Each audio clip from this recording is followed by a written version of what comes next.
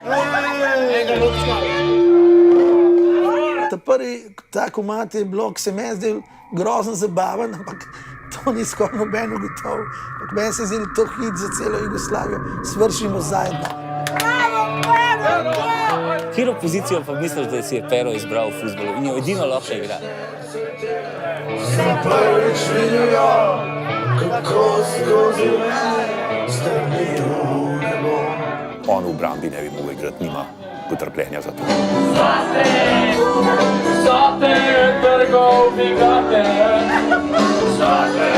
Pero je bil pa tak, kakršen je bil in kakršen je še zmeraj. Tak gobac pa tako ne.